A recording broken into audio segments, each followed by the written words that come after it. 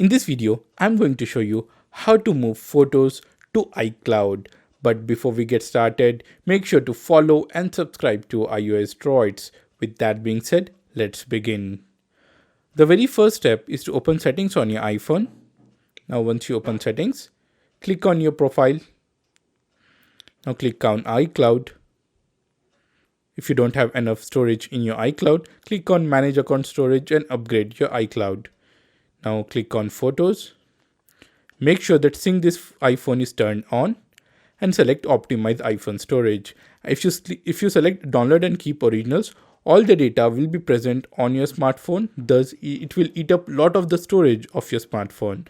So instead, select Optimize iPhone Storage. So with the help of this, only thumbnails of the images are saved onto your smartphone and all the data is present into the iCloud. So this is how you can move photos from your phone to iCloud. So that's it about the video guys. For more videos like this, subscribe to iOS Droids.